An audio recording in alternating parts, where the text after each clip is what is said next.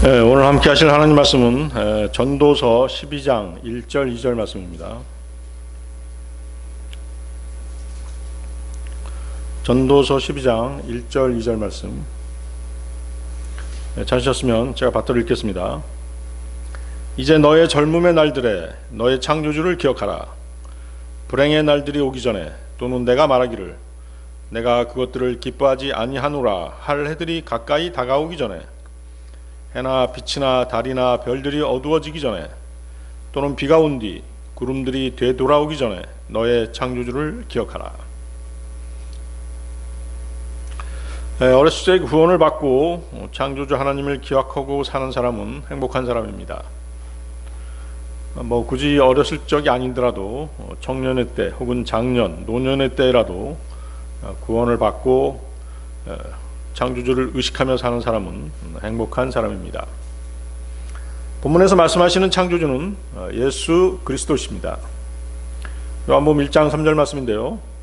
그분에 의하여 모든 것들이 지음 받았으니 지음 받은 어떤 것도 그분 없이 지음 받지 아니하였더라. 창조주 예수 그리스도께서는 모든 것을 그분에 의해, 그분을 위해 창조하셨습니다. 고린도서 1장 16절 말씀입니다. 이는 그분에 의하여 모든 것들이 창조되었기 때문이니 곧 하늘에 있는 것들과 땅에 있는 것들이요 볼 수 있는 것들과 볼 수 없는 것들이니 그들이 보좌들이든지 통치권들이든지 정사들이든지 권능들이든지 모든 것들이 그분에 의하여 그리고 그분을 위하여 창조되었느니라. 본 구절에서 기억하라가 나오죠. 창조주를 기억하라. 기억하라는 육신을 입고 오신 하나님 예수 그리스도가 창조주이심을 알고 믿고 기억하라는 말씀입니다. 세상은 그분을 알지 못했습니다. 주 예수 그리스도를 구주로 알고 믿는 것은 스스로의 힘으로 되는 것은 아닙니다. 하나님의 계시를 통해 알 수 있는 것이죠. 거기 불행의 날들이 있죠. 불행의 날들은 늙고 병들고 죽음이 가까이 다가온 날입니다. 몸의 이곳저곳이 아프기 시작하고 삶에 낙이 없고 먹는 것도 싫고 꾸미는 것조차도 싫어지는 그런 때가 불행의 날들인 것입니다. 우리 주위를 보면 많은 사람들이 자살하고 있죠. 삶이 팍팍하고 많은 스트레스에 시달리다 보니까 스스로 목숨을 끊는 것입니다. 자살하는 이유에는 공통적인 요인이 있습니다.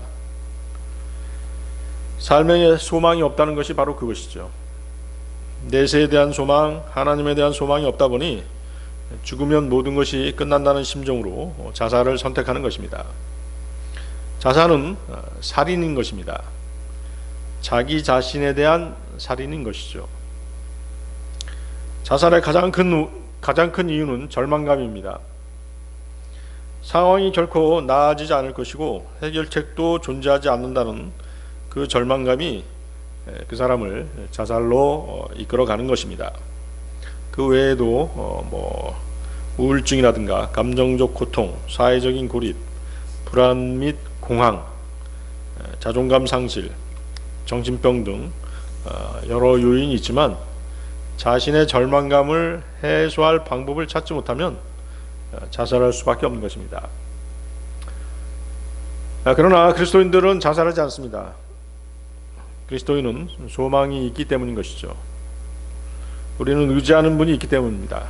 우리는 기도를 들어주시는 분이, 우리의 기도를 들어주시는 분이 계시기 때문입니다. 거기 2절 보십시오.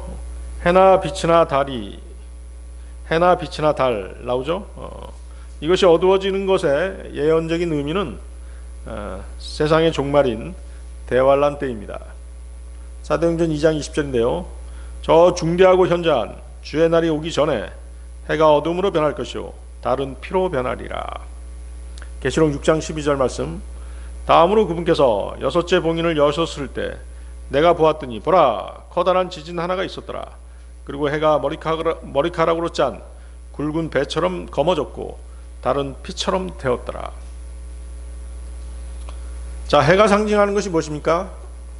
해는 세상에 비친 예수 그리스도의 모형이고 달은 그리스도의 신부인 교회의 모형입니다.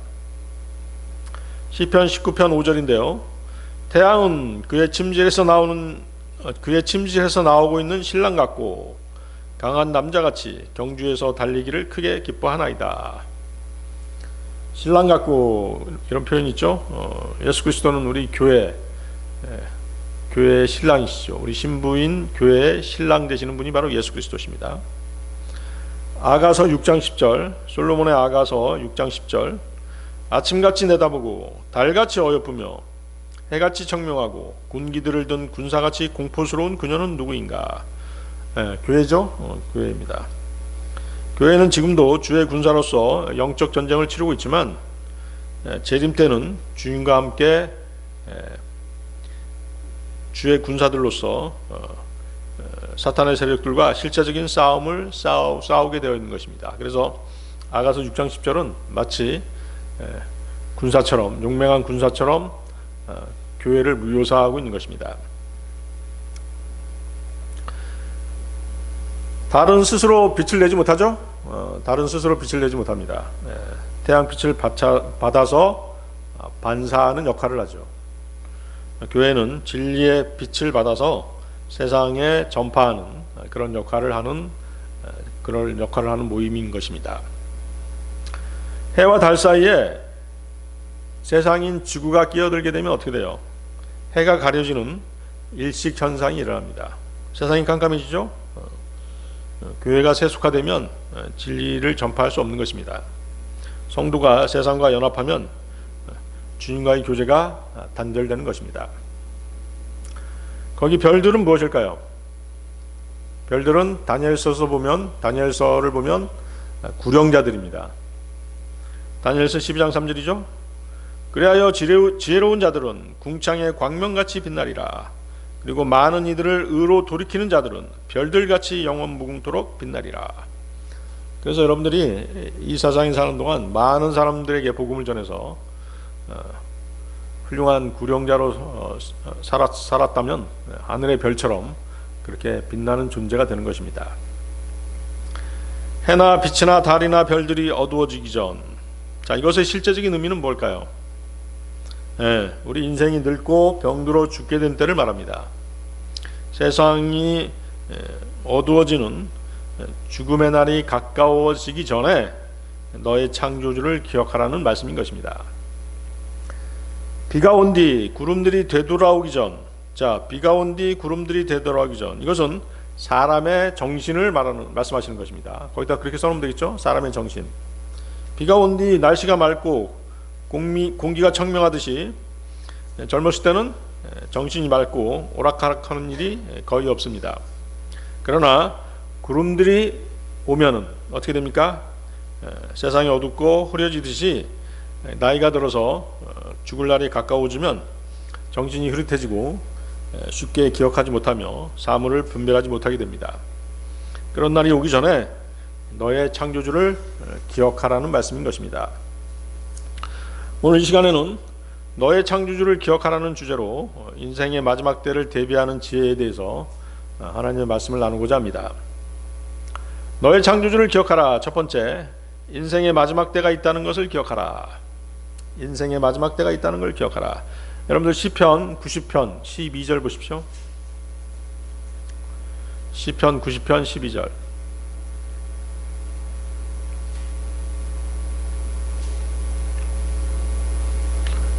하셨나요? 그렇게 우리의 날들을 계수하는 것을 우리에게 가르치소서. 이는 우리가 우리의 마음을 지혜에 몰두하게 하려 함이니이다.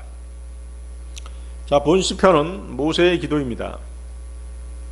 모세는 자신의 생이 영원할 것처럼 여기면서 살아가고 있는 인간들에게 인생이 유한하다는 것과 언젠가 죽을 수밖에 없는 존재임을 깨달을 수 있는 은혜를 허락해달라고 하나님께 간구하고 있는 것입니다.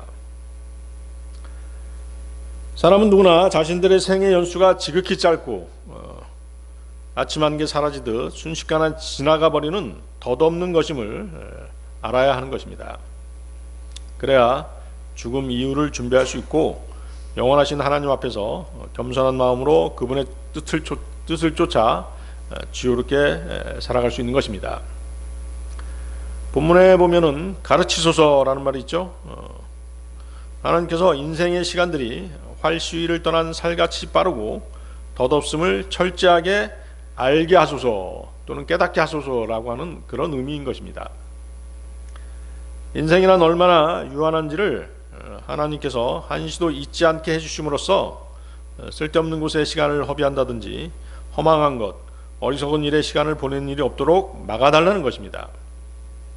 이러한 깨달음의 결과로 우리는 지혜로운 마음을 얻게 되는 것입니다. 자, 어떤 지혜로운 마음이냐면 본문에 우리의 마음이 올바른 분별력과 사고방식을 가지게 되는 것입니다. 자기의 남은 인생이 어떠할지 아는 사람은 쓸데없는 일에 시간을 낭비하지 않을 것입니다. 자, 여러분들 여기 잡고 누가복음 한번 보십시오. 누가복음 12장 16절에서 21절 한번 찾아보세요. 누가복음 12장 16절에서 21절.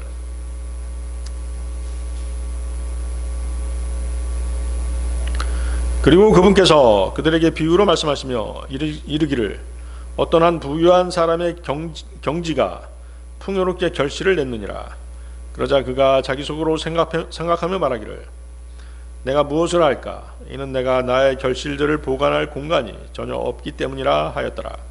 그러면서 그가 이같이 말하였더라. 내가 이렇게 하리라. 내가 나의 곳간들을 허물어뜨리고 더 거대하게 건축하리라. 그리하여 거기에 내가 나의 모든 결실들과 나의 소유물들을 보관하리라.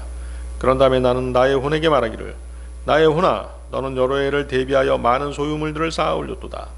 너는 안락을 누리면서 먹고 마시며 즐거워하라 하리라. 그러나 하나님께서는 그에게 말씀하시기를 너 어리석은 자야, 이 밤에 너에게서 너의 혼이 요구되리라. 그때 내가 마련해온 그것들이 누구의 것이 되겠느냐 하셨느니라. 자신을 위하여 보물을 쌓아 올리면서도 하나님을 향해서는 부유하지 못한 자가 그와 같도다. 어리석은 부자에 대한 얘기죠. 대부분의 세상 사람들은 영혼에 대한 생각은 조금도 하지 않고 지금 당장 눈앞에 보이는 육신의 만족을 위해서 살아갑니다. 세상 사람들은 어리석은 부자와 같이 자기의 날을 계수할 줄 몰라서 영원히 살 것처럼 착각하고 있는 것입니다. 부자는 자신이 할 수 있는 모든 방법을 써서 재산을 늘렸습니다. 그는 자신을 위해 모든 것을 쌓아두려고 계획했는데 이는 참으로 어리석은 짓이었다는 것이죠. 그는 그 많은 곡식을 혼자 다 먹을 수는 없었습니다. 그가 현명한 사람이었다면 혹은 하나님을 섬기고 있는 사람이었다고 한다면 남은 곡식을 가난한 사람들에게 나눠주고 또는 친족들에게 나눠주고 이웃에게 나누어 주었을 것입니다. 거기 19절 보십시오. 누가복음 12장 19절. 나의 혼아, 너는 여러 해를 대비하여 많은 소유물들을 쌓아 올렸도다. 하나님께서 이 사람을 어리석다라고 말씀하시는 이유가 뭐냐면 그가 몸과 혼을 혼동하고 있기 때문입니다. 나의 혼아 그랬잖아요. 아무래도 이제 나의 혼아 그런 걸 보니까 이 사람은 유대인인 것 같아요. 그렇죠? 영혼, 몸을 구별할 줄 아는 사람들은 그 성경을 좀 아는 사람들이거든요. 혼은 육신과 달리 물질적인 것으로 만족하지 못하는 것이에요. 아시겠습니까? 근데 이 부자는 왜 나의 혼아 그랬을까요? 구약에서는 어떻게 했어요? 구약에서는 몸과 혼이 붙어 있었다고 말씀드렸죠? 붙어 있었기 때문에 혼이 곧 몸이고 몸이 혼이라고 이렇게 생각했기 때문에 나의 혼아 이렇게 얘기한 것이죠. 그렇지만 혼과 몸은 전혀 다른 것입니다. 혼은 육신과 달리 물질적인 것으로 만족하지 못하는 것이에요. 몸은 죽어 땅에 묻히고 흙으로 돌아가지만 혼은 죽지 않죠. 혼은 불멸입니다. 그래서 지옥에 가는 것은 몸이 아니라 혼이 지옥에 가는 것이죠. 마가복음 9장 44절인데요. 그곳에는 그들의 구더기도 죽지 않고 불도 꺼지지 아니하느니라. 죄인의 혼이 구더기와 같은 별내로 변해서 고통 가운데 영원히 불태워지는 곳이 바로 지옥인 것입니다. 이 부자가 바보인 또 다른 이유는 그는 자신이 오래 살 것이라고 생각한 것이죠.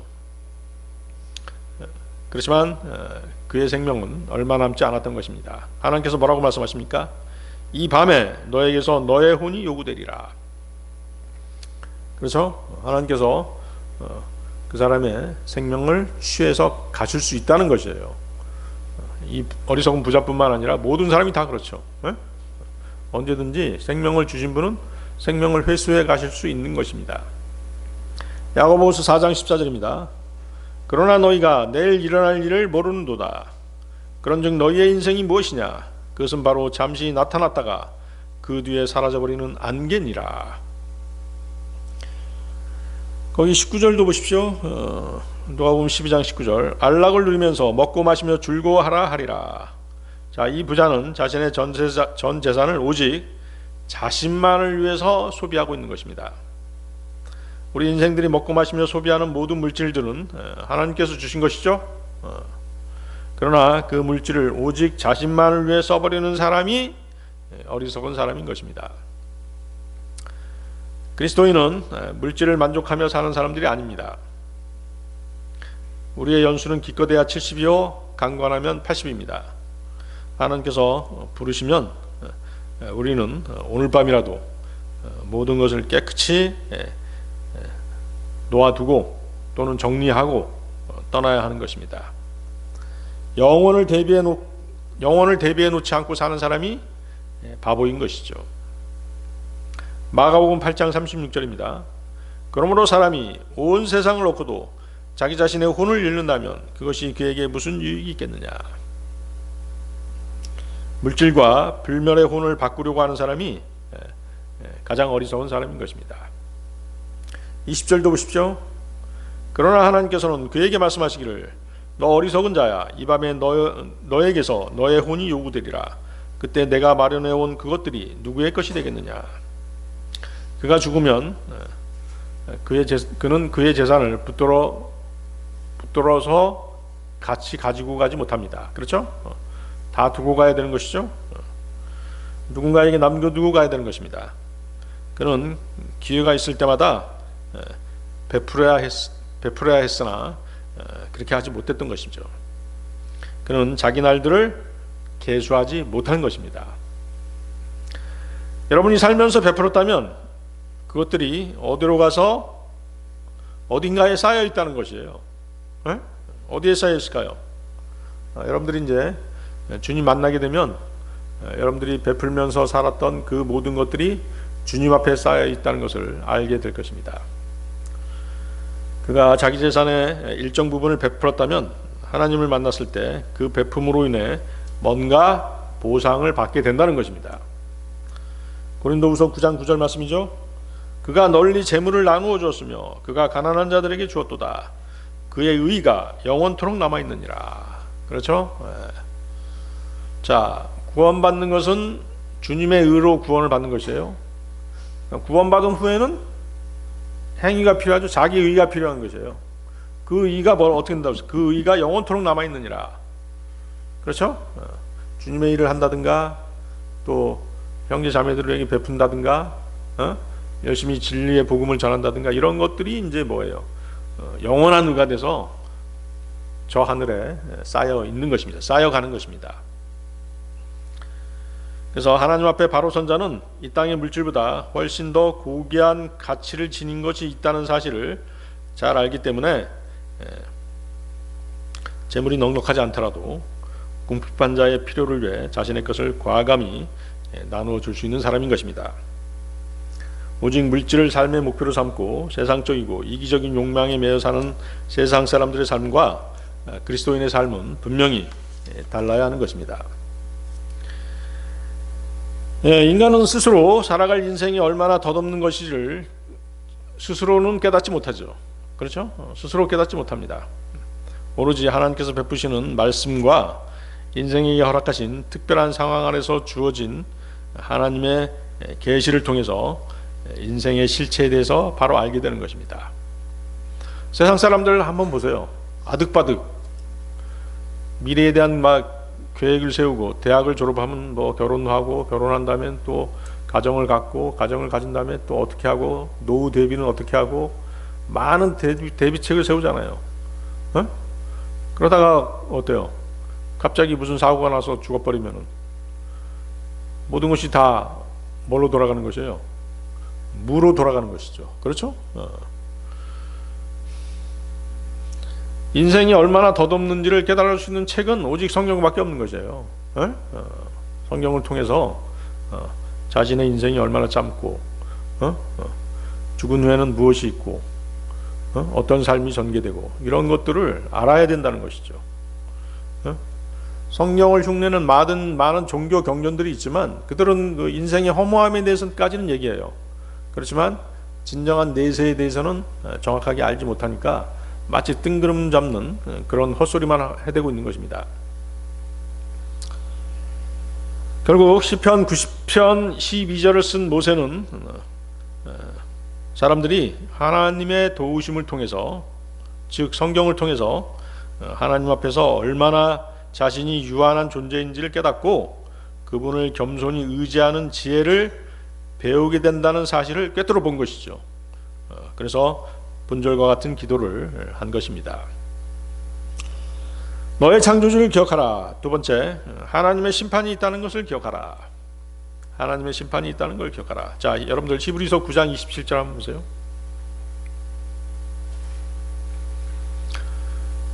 히브리서 9장 27절. 그런즉 한 번 죽는 것은 사람들에게 정해져 있으나 이후에는 심판이 정해져 있는 것 같이.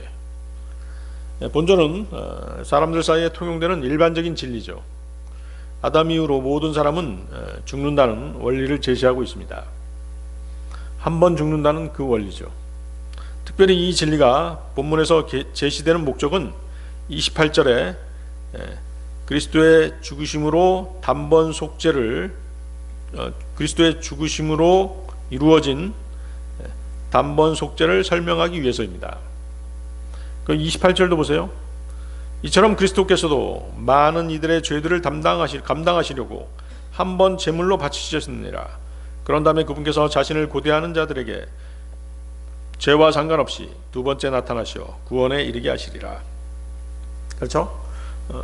그리스도께서는 한 번 죽으신 거예요. 우리들의 죄 때문에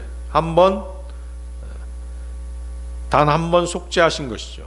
단 한 번 속죄하신 것에 모든 것들이 다 포함되는 것이에요. 세상 모든 죄들이 다 포함되는 것이에요. 주님께서는 두 번, 세 번 돌아가시지 않으셨죠?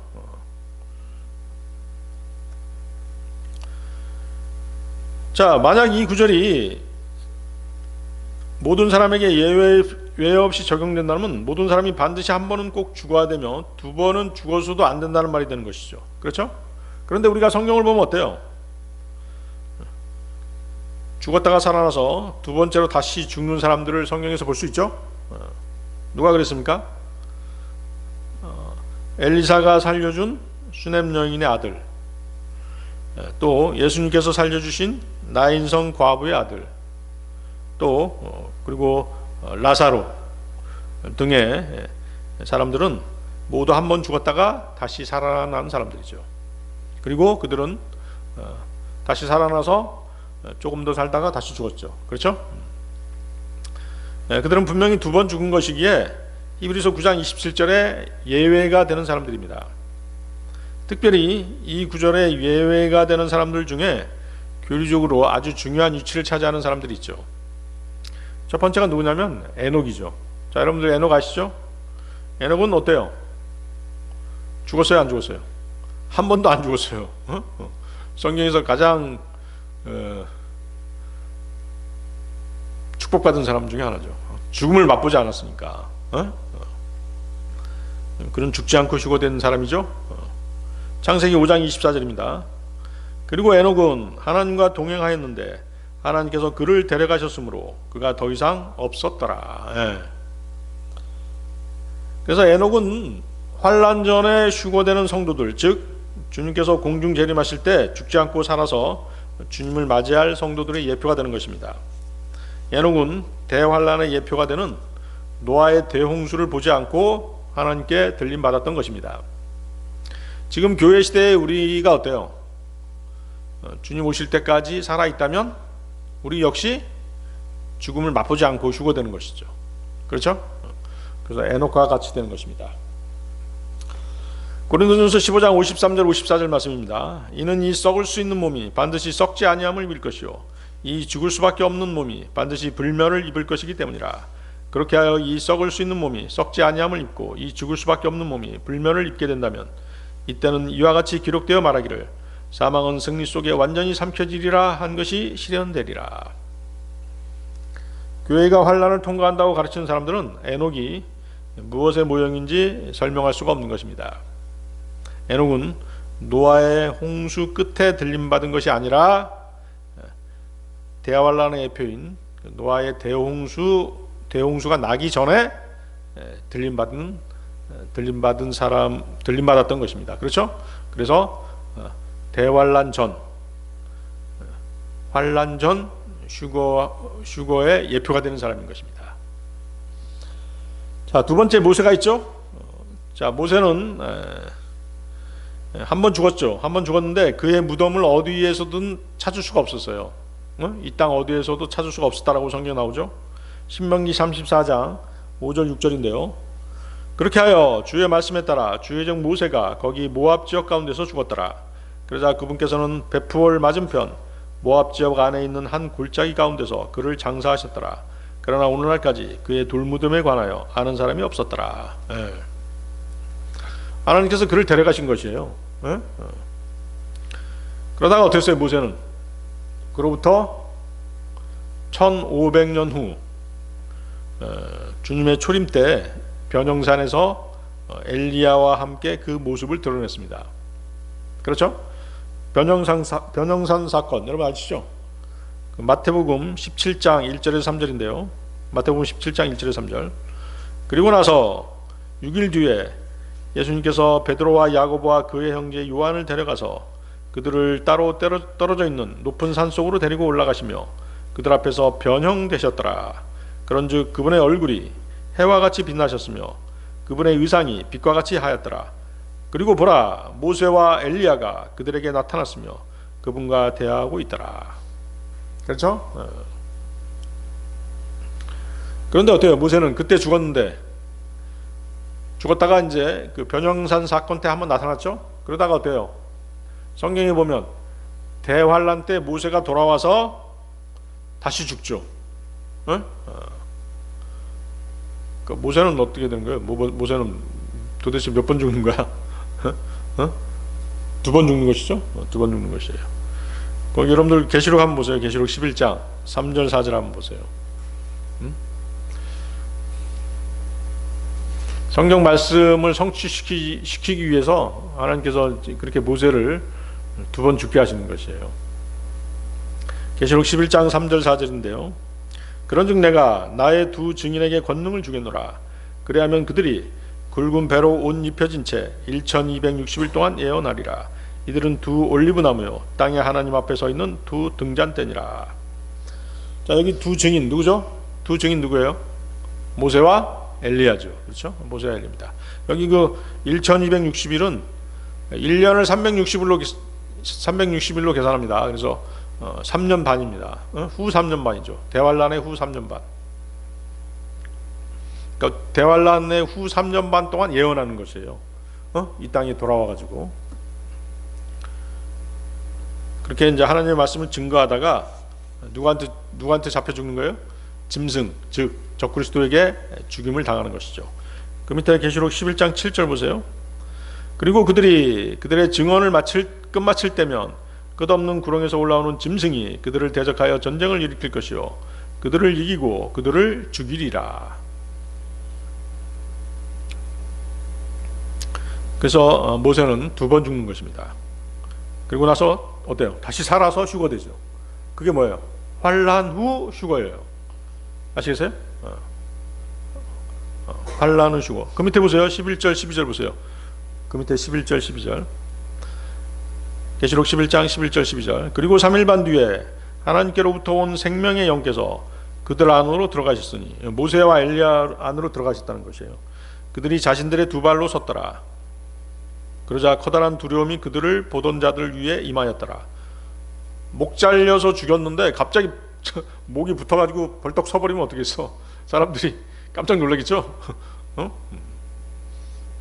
그러자 하늘로부터 그들에게 말씀하시는 커다란 음성을 그들이 들었는데 이리 올라오라 하였더라. 그러자 그들이 구름 속에서 하늘로 올라갔으며 그들의 원수들이 그들을 보았더라. 구름 속에서 이제 이 얘기는 뭐냐면 구름에 감싸여져서 이렇게 올라갔다는 얘기죠. 어? 이게 바로 뭐예요? 환난 후 휴거예요. 그래서 이렇게 2번 죽는 사람도 있었다. 2번 죽고 2번 살아났죠. 자, 세 번째 인물은 이제 엘리야죠. 엘리야는 에녹처럼 살아서 들림받죠. 그렇죠? 열왕기 하에 나오죠. 열왕기 하 2장 11절. 이윽고 그들이 계속 나아가 대화하는 동안 이러한 일이 있었으니 보라, 불병과 한 대와 불말들이 나타나 그들 둘을 갈라놓았더라.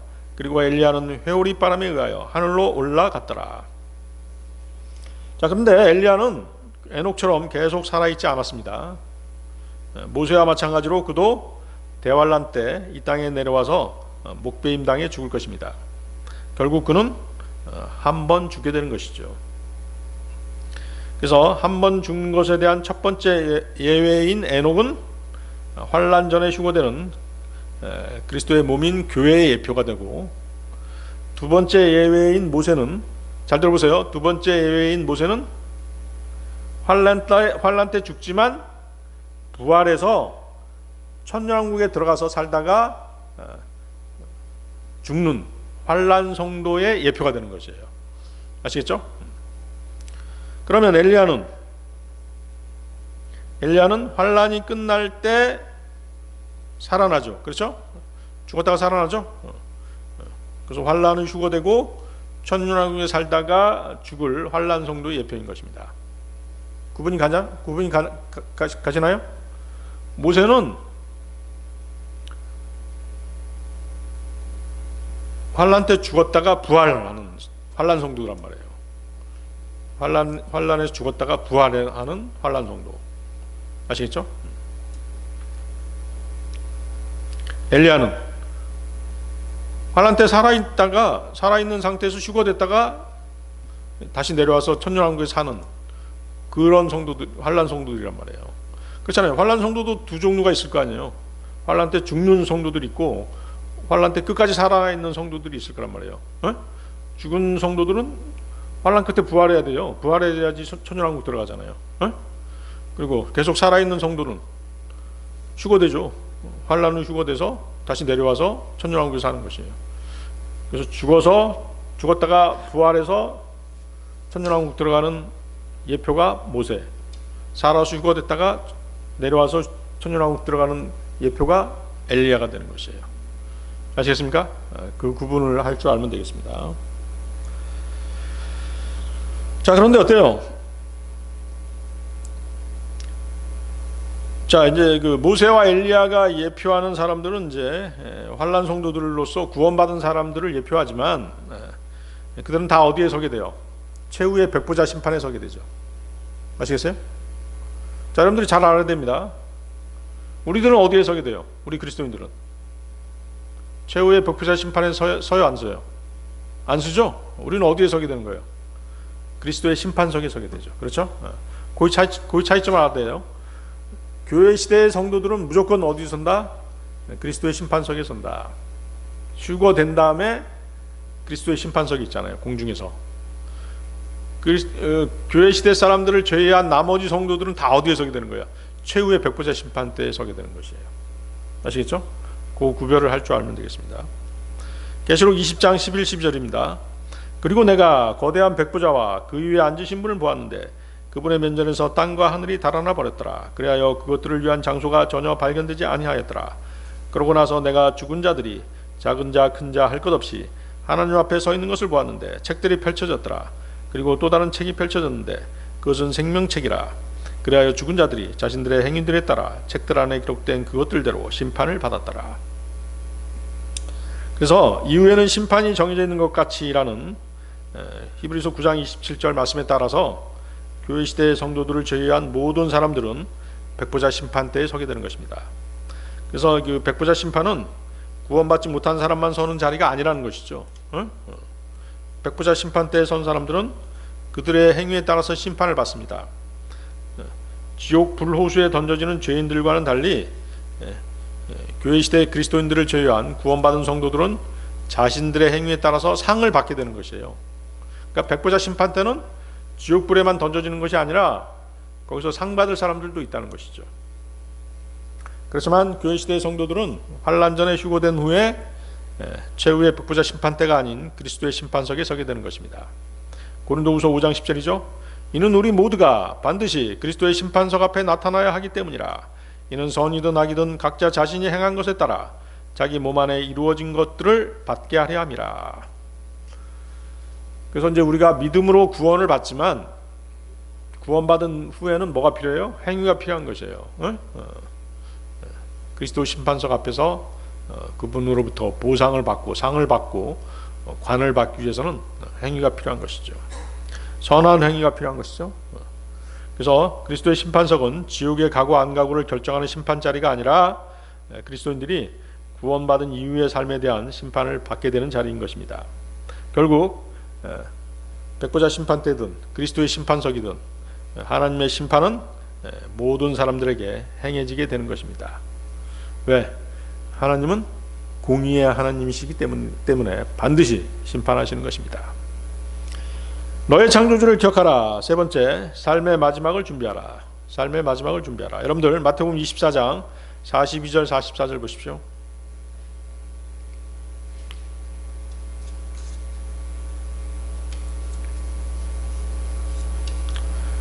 마태복음 24장 42절 44절.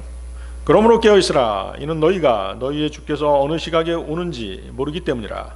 그러나 이것을 알라. 만일 그 집의 가장이 어느 경점에 도둑이 오려고 하는지 알았더라면 그는 깨어서 자기 집이 뚫리는 것을 허락하지 않았으리라. 그러므로 너희 역시 준비하고 있으라. 이는 너희가 생각하지 않는 그러한 시각에 인자가 오기 때문이라. 자, 이 말씀은 이제 구원받은 성도들에게 하시는 말씀입니다. 자, 이 구절은 이제 1차적으로는 환난 성도들에게 적용될 수 있습니다. 환난 성도들은 주 예수 그리스도에 대한 믿음을 지키고 666표를 받지 않고 환난 기간을 견뎌야 되는 것이죠. 그렇지 않으면 어떻게 돼요? 중간에 구원을 잃어버릴 수가 있는 것이죠. 아시죠? 그렇게 깨어있지 않으면 그것이 깨어있는 것이에요. 그렇게 예수님에 대한 믿음을 지키고 666표를 받지 않고 견디는 것이 바로 깨어있는 것이죠. 자, 반면에 우리 교회 시대의 성도들 역시 주님이 언제 오실지 모르기 때문에 항상 깨어 있어야 되는 것입니다. 주님은 마치 도둑이 침입하는 것처럼 갑작스럽게 오신다고 말씀하시죠. 그렇지만 어때요? 주님은 그 시기에 대해서 많은 암시를 주셨잖아요. 마태복음 24장 6절 7절이죠. 그 위에 보세요. 마태복음 24장 6절 7절. 그리고 너희는 전쟁들과 전쟁들의 소문들에 관하여 들으리라. 이 모든 일들이 일어나야만 하나 아직 끝은 아니므로 너희가 불안해하지 않도록 주의하라. 이는 민족이 민족을 대적하여 일어날 것이요 왕국이 왕국을 대적하여 일어날 것이기 때문이라. 그리고 기근들과 역병들과 지진들이 여러 장소들에 있으리라. 그렇죠? 이제 이 내용들은 사실은 이제 대환란 때 폭발적으로 일어나게 되죠. 지금은 어때요? 간헐적으로 일어나죠? 간헐적으로 일어납니다. 지진도 간헐적으로 일어나잖아요. 저쪽 어디 뭐 일본에서 지진 났다. 그러다가 뭐 저쪽 인도네시아에 지진이 난다든가 어디 화산이 터졌다든가 이렇게 간헐적으로 일어나죠. 전쟁도 마찬가지죠. 소련과 러시아하고 우크라이나 전쟁이 있죠 지금. 그 다음에 뭐 이스라엘하고 뭐 하마스 전쟁이 있고, 그러다가 또 어느 나라에서 또 전쟁이 또 일어난단 말이에요. 간헐적으로 일어나죠. 그렇지만 이제 대환란 때는 어떻게 돼요? 아주 집중적으로 일어나는 것이에요. 집중적으로 일어나서 어떻게 돼요? 세상 자체가 완전히 붕괴돼 버리는 것이죠. 데살로니가전서 5장 3, 4절에서는 성도들이 어둠 속에 있지 않으면 그날이 도둑같이 덮치지 않는다고 말씀하시죠. 데살로니가전서 5장 3, 4절입니다. 이는 그들이 말하기를 평안하고 안전하다 할 그때 갑작스러운 멸망이 그들에게 임하기 때문이니 아이를 가진 여자에게 산고가 임하는 것과 같으니라. 그런즉 그들은 벗어나지 못하리라. 그러나 형제들아 너희는 어둠 속에 있지 아니하니 그날이 도둑같이 너희를 엄습하지 못하게 하려는 것이라. 네. 자, 이것은 이제 그 마태복음 말씀하고 모순되는 말씀이 아닙니다. 마태복음에서는 도둑같이라는 말이 갑작스럽게 임하는 일을 표현하는 것인데 반해서 데살로니가 전서에서는 성도들이 깨어 있고 그날을 사모하면 비록 그날이 갑자기 다가올지라도 우리 성도들에게는 그날이 도둑 같지 않고 오히려 기다리고 사모하던 신랑을 맞이하는 것과 같다라고 그렇게 말씀하시는 것이에요. 이해하시겠죠? 사랑하는 사람이 갑자기 모습을 나타냈을 때 그에게는 그것이 도둑 같은 것이 아니라 간절히 기다리는 사람을 만나는 큰 기쁨을 주는 그런 시간이 될 것입니다. 그러나 주님은 분명히 대부분의 많은 사람들이 평안하다 안전하다고 말할 때 갑자기 오셔서 그들을 심판하신다는 것입니다. 평안하다 안전하다고 말하는 그들은 예수 그리스도를 믿지 않는 자들이 그런 것이죠. 그때 주님을 기다리지 않던 사람들은 갑작스러운 멸망으로 멸망당하게 된다는 것입니다. 그러나 우리 구원받은 그리스도인들은 어때요? 우리 구원받은 그리스도인들도 어때요? 평안하다 안전하다라고 하면서 방심하고 있는 사람도 있겠죠? 그렇겠죠? 우리 개 중에는 그런 사람도 분명히 있을 것이라고요. 그 사람들이 뭐예요? 잠자고 있는 사람들인 것이죠. 잠자고 있는 동안에는 어떻게 돼요? 모든 경계심이 다 풀려버리는 때가 잠자는 시간이죠. 도둑이 오는지 알지 못합니다. 영적으로 잠자고 있는 사람들은 다 그런 상태에 있다는 것이죠. 복음을 전해야 하고 진리를 전해야 하고 주님을 위해 일해야 할 때라는 것을 알면서도 사업이 바쁘고 업무가 바쁘고 농사일이 바쁘다 보니까 정작 더없이 중요한 일에는 먼 발치에서 바라보기만 하는 것입니다. 지금 평안하고 안전하기 때문에 서두를 필요가 전혀 없다라고 생각하는 것이죠. 자신만을 위해 살지 말고 주님을 위해 살아야 할 때라고 생각하면서도 정작 그 일에 뛰어들지 못하는 사람들이 바로 그런 부류인 것이에요.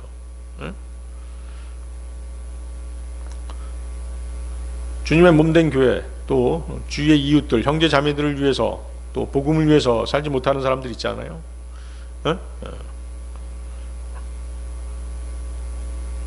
눈이 반쯤 감겨져 있기 때문에 그런 것이죠.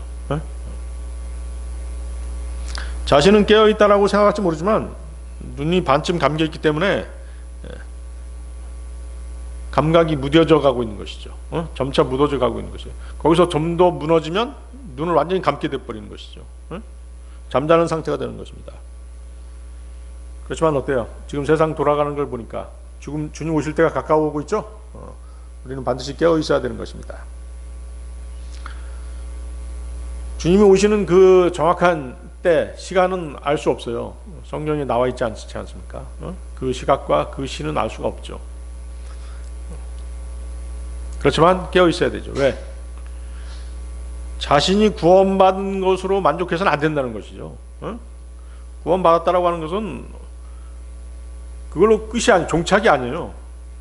출발점이죠. 자기가 구원받았다라고 하면 거기서부터 이제 믿음의 경주를 시작하는 출발점이 되는 것이지 종착점이 되는 게 아니잖아요. 우리 중엔 그렇게 얘기하는 사람이 있잖아요. 나는 구원받은 걸로 만족해. 그런 사람이 있어요.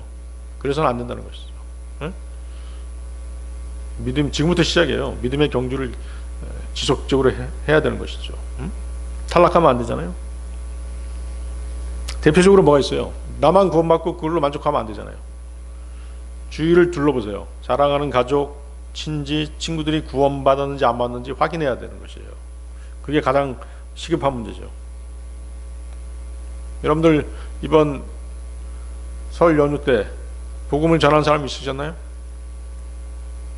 미리 마음에 준비하고 있어야 된다니까요. 그것이 깨어있는 마음이에요.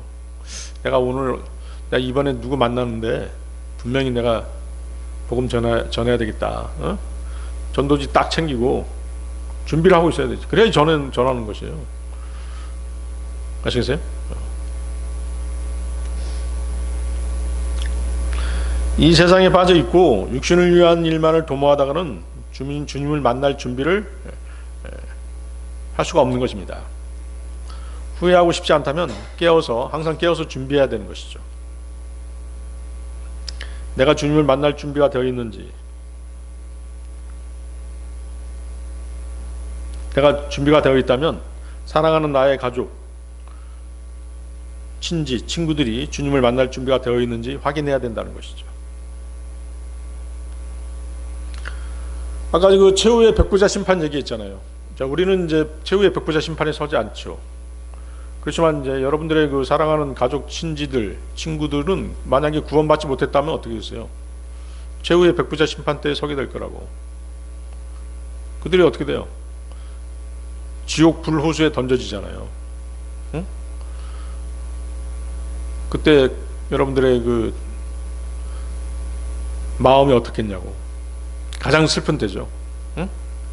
그런 슬픔을 맛보지 않으려면 미리미리 준비해야 되는 것이에요. 그러니까 여러분들이 깨어있지 않으면 복음이고 뭐고 아무것도 못하는 것이에요. 응?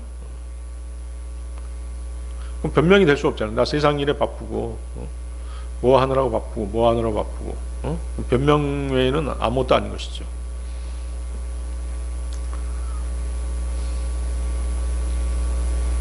인생의 가장 중요한 일이 뭐냐는 것이죠.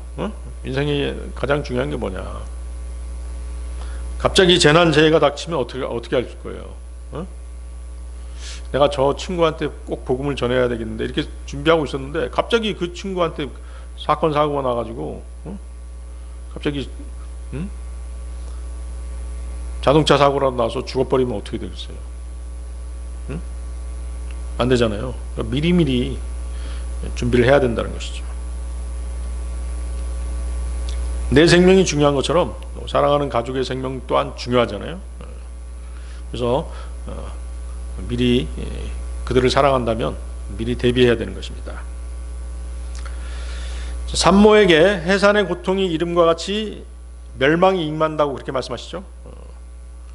주님의 재림이 갑작스럽게 예기치 못한 순간에 임할 것이라는 뜻이죠. 사실 사람이 느끼는 고통 중에서 해산의 고통만큼 큰 고통은 없다라고 합니다. 그리고 임신한 여자라면 아무도 그 고통을 피해갈 수가 없는 것이죠. 따라서 주님께서 다시 오시는 날이 임신한 여자에게 산통이 오는 것처럼 그렇게 임한다는 이러한 표현은 그 날의 고통이 아주 극심하다는 것이죠.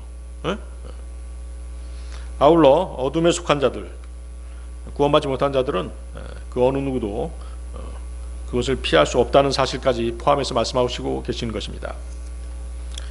그래서 우리는 주님 오시는 그날까지 복음의 진리를 전하고 또 진리를 선포하는 일에 게을리하지 않아야 되는 것입니다.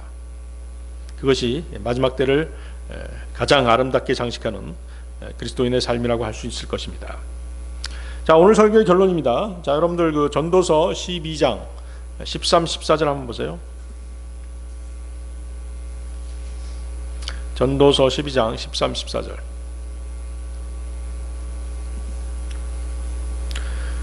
우리가 전체 일의 결론을 들을지니 하나님을 두려워하고 그분의 명령들을 지키라. 이는 이것이 사람의 온전한 의미이기 때문이라. 이는 하나님께서 선이든 악이든 모든 은밀한 것과 더불어 모든 행위를 각각 심판으로 가져오실 것이기 때문이라. 예. 자, 이 구절은 이제 구약의 구원 방법을 요약하고 있습니다. 믿음과 행위를 말하고 있죠. 구약의 구원 방법은 믿음과 행위입니다. 자, 이 말씀은 지금까지 살았던 사람들 중 가장 현명한 왕 솔로몬이 내린 결론입니다. 우리 신약 그리스도인들은 어때요? 구원받기 위해서는 행위가 필요치 않죠? 그러나 구원받은 이후에는 행위가 필요한 것입니다. 그렇기 때문에 이 구절을 구원받은 이후에 신약 성도들의 믿음 생활에는 충분히 적용할 수 있는 것이죠. 하나님을 두려워하고, 자, 하나님을 두려워하는 것은 아무나 할 수 있는 일은 아니에요. 구원받은 그리스도인이 항상 주님의 말씀에 깨어 있을 때 하나님을 두려워하게 되는 것이죠. 말씀을 가까이 했을 때 하나님을 두려워하게 되는 것이에요. 나 무서운 사람이야, 나 두려워해야 돼, 그렇게 되는 거 아니잖아요. 그죠? 우리가 하나님을 두려워하게 되는 게 뭐예요?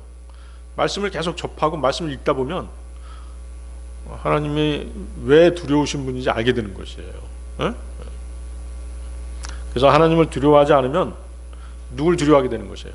사람과 사람의 시선을 두려워하게 되는 것이에요. 그렇게 되면 그 결과는 올무에 걸리는 것과 같다라고 말씀하시죠. 잠언 29장 25절입니다. 사람을 두려워하는 것은 올문을 가져오느니라. 그러나 자신의 신뢰를 주께 두는 자는 누구나 안전하리라. 하나님을 두려워하는 사람은 자신의 악함과 자기 의로부터 자신을 보호하고 죄에 대한 증오심을 갖게 되는 것입니다. 잠언 8장 13절 주를 두려워하는 것은 악을 증오하는 것이라 교만과 오만과 악한 길과 완고한 입을 내가 증오하느니라. 자, 그런 의미에서 하나님에 대한 두려움은 지혜의 시작이고 피난처이고 생명으로 이끄는 길인 것입니다. 거기 보세요. 이것이 사람의 온전한 의무이기 때문이라. 인간의 삶의 진정한 의미는 하나님을 두려워하고 그 명령을 지키는 것으로 결론 지을 수 있다라고 말하는 것입니다. 여기서 명령은 구약에서는 계명이고 신약에서는 주님의 말씀인 것이죠. 14절의 심판은 최후의 마지막 심판입니다. 신약 성도들에게는 환난 전 휴거 후에 있을 그리스도의 심판석이 될 것이고, 나머지 구약 성도를 비롯해서 환난 성도들, 구원받지 않은 모든 사람들은 최후의 벽부자 심판에 서게 될 것입니다. 자, 우리 인생들은 허무하기 짝이 없는 해 아래에서의 세상을 살아가지만 선악간의 모든 것을 철저히 구별하시는 하나님의 마지막 심판의 때를 바라보며 살아야 되는 것입니다. 하나님을 두려워하고 그분의 말씀에 순종하면서 살아야 하는 것이 마지막 때를 대비하며 살아가는 그리스도인의 지혜인 것입니다. 자, 마지막으로 전도서 8장 12, 13절 읽고 마치도록 하겠습니다. 전도서 8장 12, 13절 보십시오.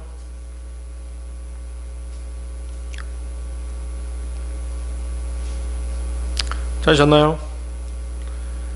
비록 죄인이 100번 악을 행하고 그의 날들이 연장된다 할지라도 여전히 내가 확실히 아는 것은 하나님을 두려워하는 자들 곧 그분 앞에서 두려워하는 자들이 잘 되리라는 것이라. 그러나 사악한 자는 잘 되지 아니할 것이요 그는 그림자와 같은 자신의 날들을 연장시키지도 못하리라.